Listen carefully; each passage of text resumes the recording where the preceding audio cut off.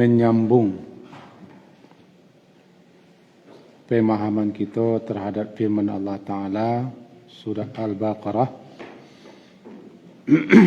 masuk kepada ayat 8. Al-Baqarah ayat 8. Halal ya?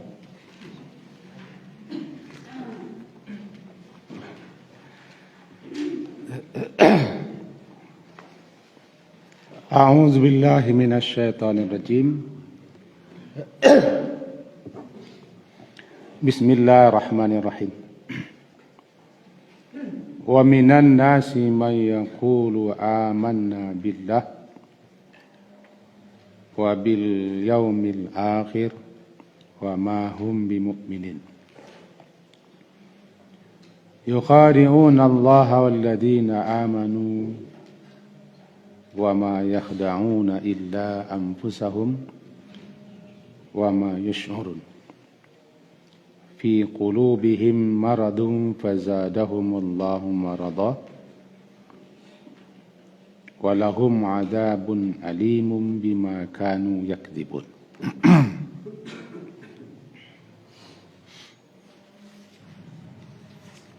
Dalam ayat yang lalu telah kita pahami dua kelompok atau dua golongan. Golongan pertama yang beriman,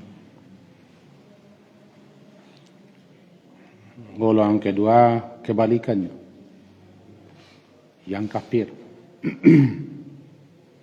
Dan kafir itu istilah Islam, istilah Al-Quran yang tidak bisa diganti menjadi istilah dan bahasa lain. Kemudian beranjak kepada kelompok atau golongan yang ketiga. Sebanyak 3 kali ayat bicara tentang kelompok yang ketiga. Dapat kita pahami betapa bahayanya kelompok yang ketiga.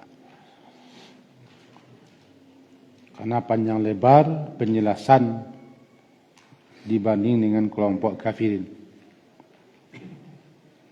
Kelompok kafirin cuma 2 ayat, 6 dan 7.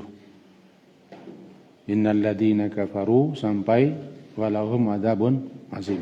Jaleh tarang. Di muka wak bisa diaduk, bisa diadang. Nah, tapi yang lebih berbahaya itu wa minan nas. Populer kelompok yang ketiga itu disebut munafiq.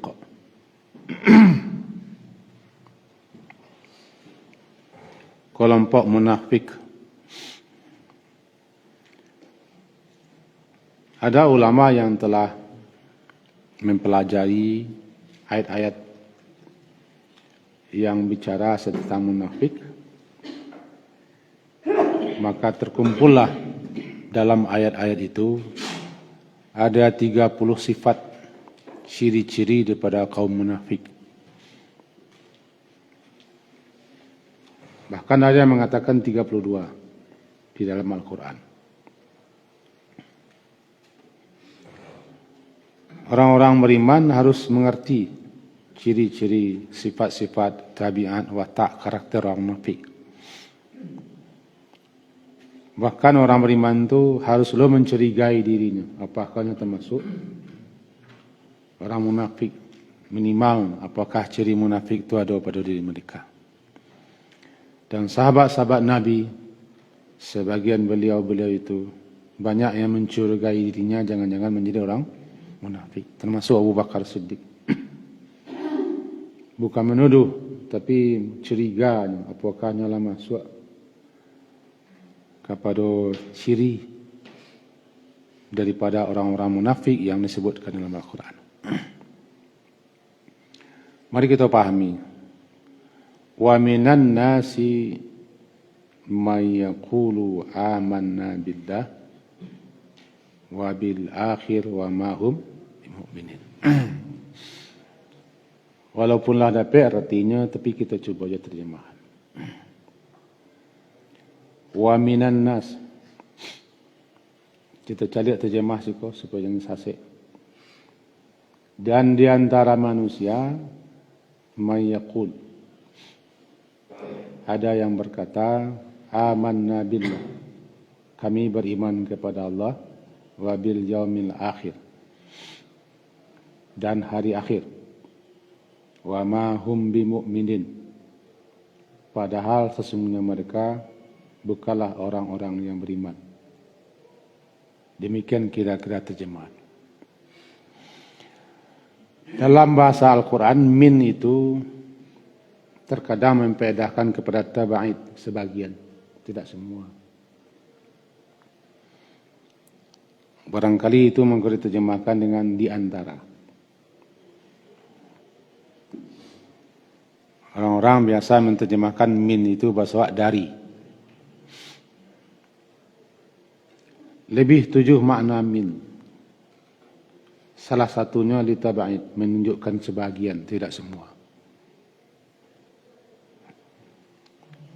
Maka risiko dipahami litaba'id, sebagian. Dan sebagian. Atau di antara manusia, berarti tidak semua. Di antara manusia atau sebagian manusia, ada yang berkata amanna billah wa bil yaumil akhir. Itu yang pertama yang kita pahami. Yaitu mereka mengucapkan amanna billah, kami beriman kepada Allah dan kepada hari yang akhir. Dua ko sering diserangkaikan. Iman kepada Allah, iman kepada akhir. Bakar rukun iman yang 6 itu, yang terpokok, yang terpenting. Rasul-rasul pun diutus menyeru, mengajak manusia untuk beriman kepada Allah dan agar menyembah, beribadah kepada Allah saja. Yakin dan percaya setelah hidup, mati setelah mati, ada kehidupan lagi.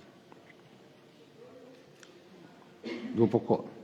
Dasar iman kepada akhirat, iman kepada Allah. Jadi kalau itu tidak dua-dua, maka rukun-rukun iman berikutnya termasuk iman kepada akhirat tidak dipercayai, diingkari, ditentang. Lalu apa yang dikatakan al-yaumul akhir? Yang dikatakan al-yaumul akhir sebagaimana disebut dan dijelaskan oleh para ulama adalah al-yaum itu tidak harus kita pahami hanya hitungan 24 jam. Karena kita sering memahami al-yaum itu maknanya hitungan 24 jam itu.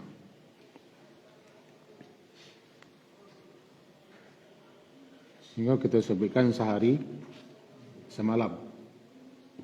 Sehari semalam 24 jam. Kalau siang 2 boleh, malam 2 boleh. Nah, dalam Al-Quran pemakaian al-yaum itu di samping nala kita pahami juga bermakna tahapan periode. Contoh, Allah menciptakan sittata ayyam. Walladzi khalaqas samawati wal ard fi 6 hari. Ada ulama memahami hari itu 6 tahapan, 6 periode. Ada juga mana hari itu masa waktu ketika atau saat.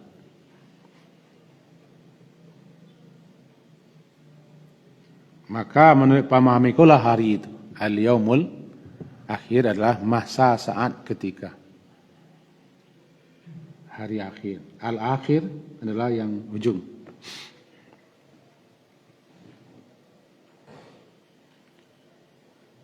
Berbeda dengan akhirat. Kalau akhirat pakai ta marbutah al-akhirah. Tambah ta di belakang akhirah. Orang awak baca akhirat. Kalau menurut ejaan bahasanya akhirah, dawak akhirat. Ngomong ke itu bahasa orang awak, ya orang awak kena orang Arab. Kalau orang Arab, orang awak itu bacanya akhirat. Kalau pakai ta marbutah itu menunjukkan paling ujung. Al-akhirah nak pakai hari dah. Itu akhirnya tidak ada sesuatu lain. Tidak ada setelah itu yang paling akhir. Ta marbutah itu menunjukkan itu. Itu yang paling akhir, tidak ada lagi setelah itu.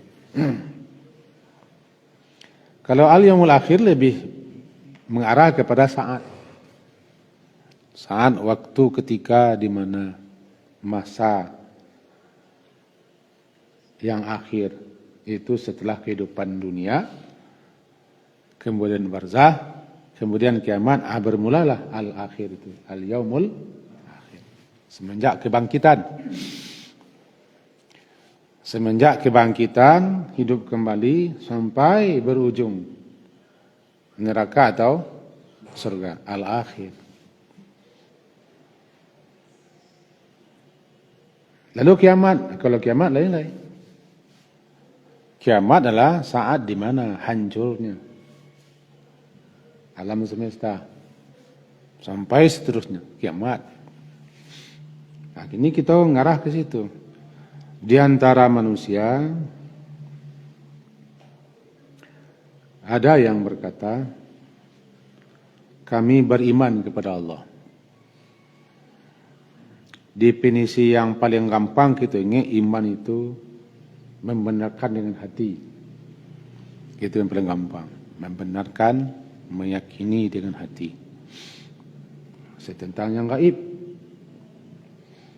Kalau yang tak gaib, tak perlu diimani. Itu nampak. Si beriman wak kagaleh, tak perlu ditanya orang iman kagaleh. Itu nampak. Iman itu kepada yang gaib. Yang gaib yang tak bisa diindra. Itu yang gaib. Dan bagi-bagi pula nanti yang gaib. Jadi membenarkan dengan hati, meyakininya tentang yang gaib. Mengucapkan dengan lisan, lalu dengan perbuatan. Itu iman. Itu yang paling acok kita dengar. Nah, kita ambil saya yang paling acok kita dengar. Intinya iman itu tasdik, pembenaran. Puncak iman adalah yakin. Kalau dikasih peringkat-peringkat iman tu dari bawah sampai ke atas, yang paling tinggi yakin, al-yakin. Al-yakin tu kalau bahasa awakno buliknya ndak bahasa diam. Licinnya ndak baca puak.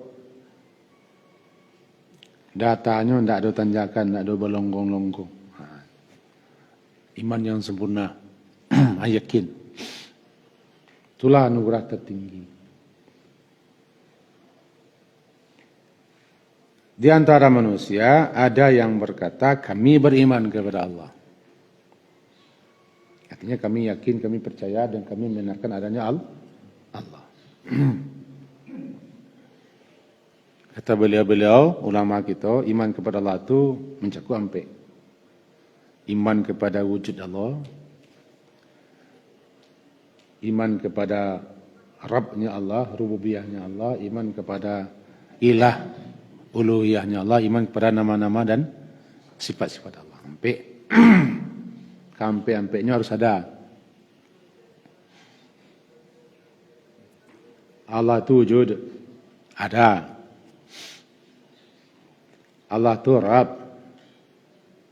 Dalam kata-kata Rabb, ya, mulai pencipta sampai mengatur, memelihara, menjaga dan seterusnya, mengurus alam semesta. Iman kepada ilah, uluhiyah Allah, bahwa dialah yang berhak disembah, diibadahi, ditaati, kepadanya bersandar, bertawakal, berserah diri, memohon, meminta uluhiyah. Hanya sampai mengimani, meyakini Allah itu memiliki nama-nama al-husna dan sifat-sifat yang tinggi. Sampai masih ada pendapat lain tapi kita baca saja. Dan iman kepada hari yang akhirnya tadi percaya, yakin bahwa setelah kematian ada kehidupan lagi, dan itulah kehidupan yang kekal abadi. Sehingga dikatakan hidup yang sebenar hidup adalah nanti, hidup yang tidak mati-mati. Sehingga dikatakanlah negeri akhirat itu darul hayawan, negeri yang kehidupan abadi sempurna hayawan, bukan hewan, darul hayawan. Kehidupan yang tidak mati-mati ada di surga. Kehidupan antara mati dan hidup di neraka. La yamutu fiha wa la yahya. Karako tumbuh di batu. Hidup segan, mati tidak mau.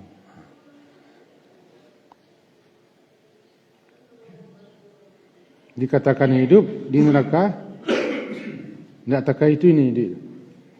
Siksa terus menerus. Dikatakan mati, dia mengarik-mengeleongnya.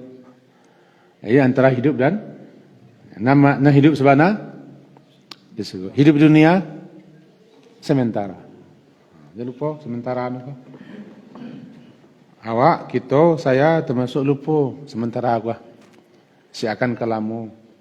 Sehingga menjadilah orang bekerja di dunia aku seakan kalamu ini. Mati-mati. Itu yang akhirat. Ini al-akhir, yang akhir. Ini hari yang akhir, saat yang akhir nanti. Tidak ada lagi setelah itu. Ada manusia yang mengaku seperti itu. Wa ma hum bimu'min. Pada dasarnya mereka tidak beriman. Iman di mulut. Mereka akulah yang sebut dengan orang munafik itu.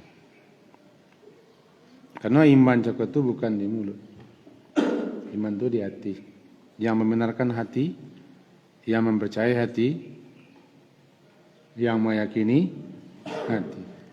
Lidah lah mengucapkan. Karena iman itu ada bukti.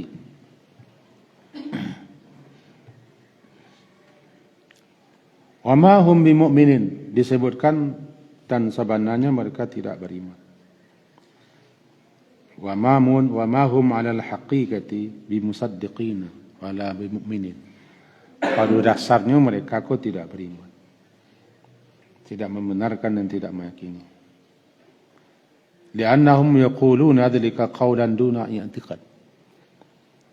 Mereka hanya mengatakan di mulut tanpa adanya keyakinan. Di mana tujuan mereka mengatakan itu untuk menipu. Temu ayat selanjutnya.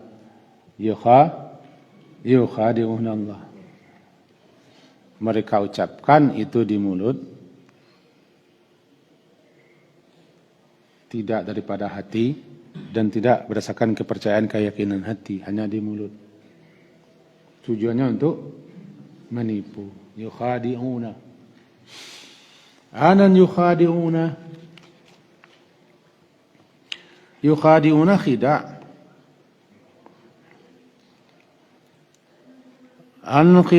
Khada'a itu apa? Menyembunyikan.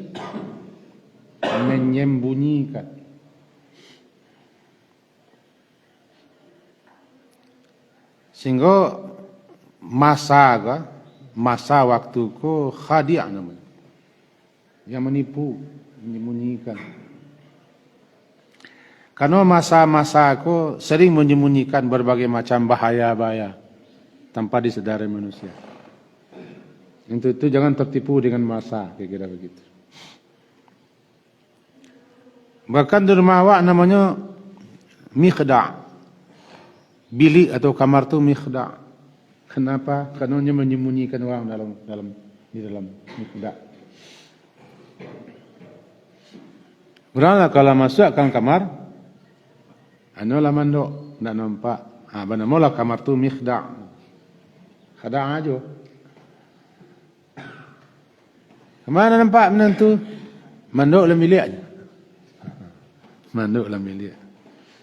Ni. Jadi orang yang menyembunyikan apa yang di hatinya dan tidak diutarakannya, bahkannya berlaku sebaliknya. Nah orang ko khadia' namanya. Khadia' yang menipu. Itu maka orang terjemahkan menipu. Yang menipu itu adalah orang yang menyembunyikan yang sebenarnya, menampilkan apa yang tidak sebenarnya. Istilahnya izharu khilafil batin. Mereka menampakkan berbeda dengan yang wala yukhadi'una. Lain di mulut, lain di hati. Memang lidah tidak bertulang. Tinggi gunung 1000 janji. Nggak usah lanjut. Itu haram. Haram.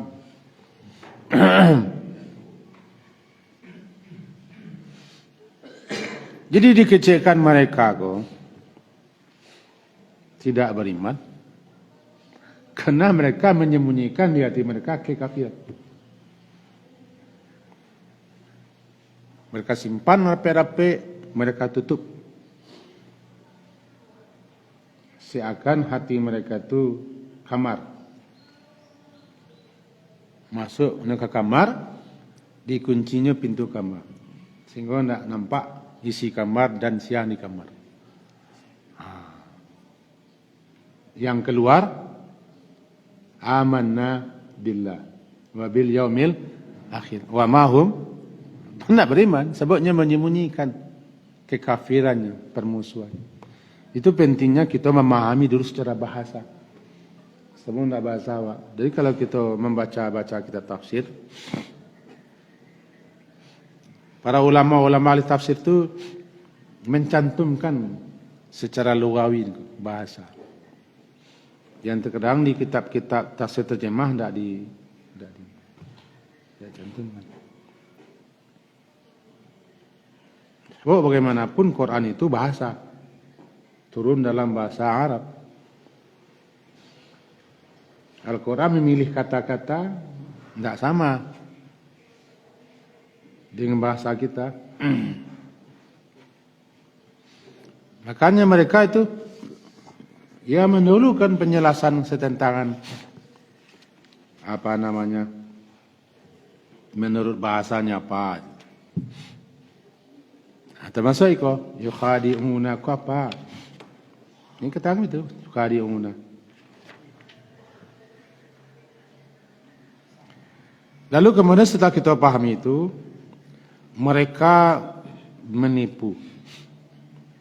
Sebenarnya kan saling menipu sebenarnya. Mereka menipu Allah. Bisakah Allah ditipu? Kata mereka bisa. Karena mereka tidak percaya. Allah mengetahui isi hati. Kita ulang. Kata mereka, yang mereka menyembunyikan kekafiran, permusuhan, kebencian, sakit hati, dendam kesumat itu di dalam hati mereka. Kata mereka, dengan begitu mereka menipu Allah. Bisakah Allah ditipu? Bisa. Kata siapa? Orang munafik. Ini orang-orang yang merasa apa yang mereka sembunyikan tidak tahu Allah, itulah munafik. Munafik. Dalam bahasa Minangnya, barana harimaunya dalam kambingnya keluar. Kambingnya keluar. Menipu Allah kan mereka? Tidak, mereka menipu orang. Supaya bermanis-manis orang. Barana jajuk, barana sakit hati. Barana mangkuruk, mangkutuaknya. Senyum je lah. Nang keluar, kambiangnya keluar. Santianglah orang kampung. Jadi kata mereka menipu Allah. Yukhadi'un Allah. Anan yukhadi', menutup, menyembunyikan mandoan. Anan dalam hati, mereka tutup rapat, mereka keluarkan apa yang bertolak belakang dengan hati mereka, sampai mereka mengatakan amanna billah wa bil yaumil akhir. Enggak, kata Allah, enggak beriman mereka. Lalu Allah ungkapkan dalam firman Allah Ta'ala, ayat ke-9 itu. Dibacakan oleh Nabi di hadapan kaum muslimin dan mereka-mereka yang hadir.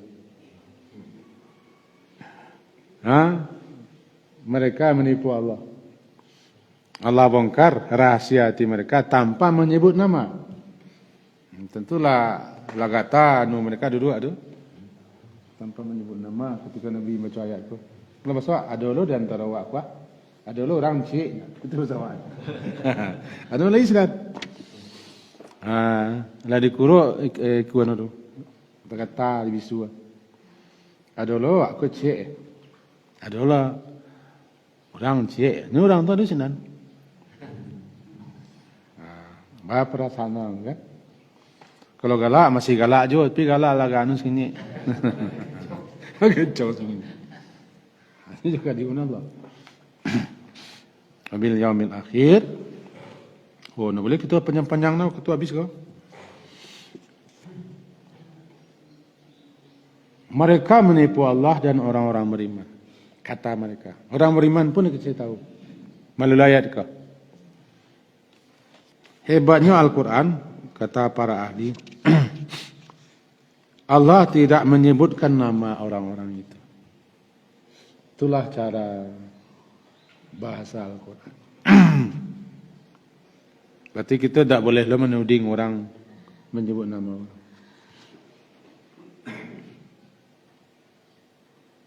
Dan orang beriman pun tahu bahawa ada di kalangan mereka yang munafik, hati-hati dan waspada. Kenapa? Ia munafik itu sendiri adalah orang yang menipu orang lain. Karena munafik itu asal katanya kan sejenis binatang tanah yang punya banyak lubang, minimal 2 lubang. Ketika diburu oleh pemangsanya, dia masuk ke lubang siko, menyumbur di bawah sana selamanya. Itulah sikap orang munafik. Masuk siko, di sana selamanya.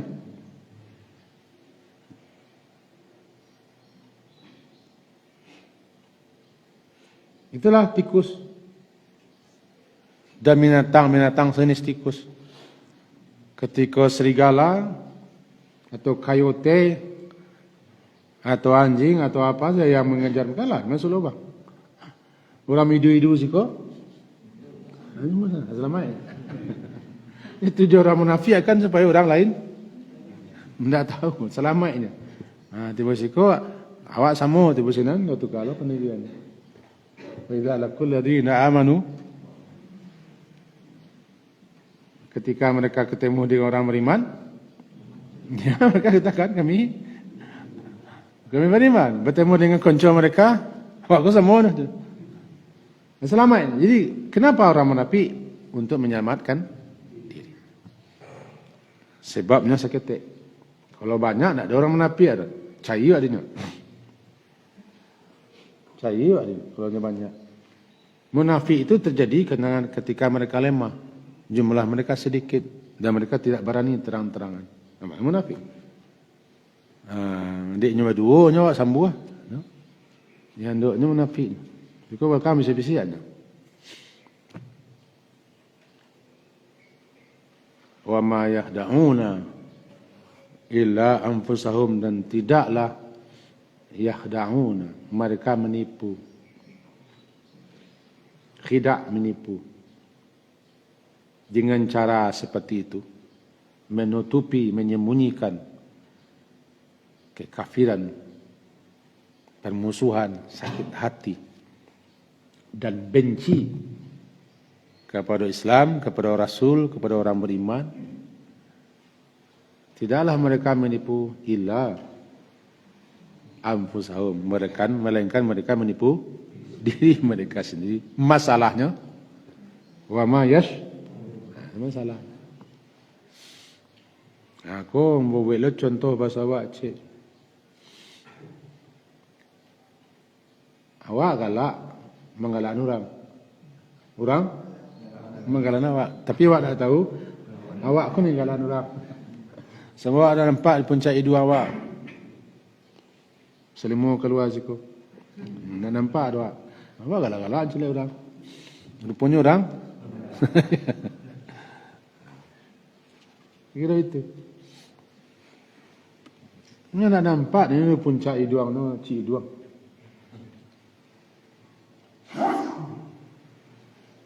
Jadi tidak menyadari.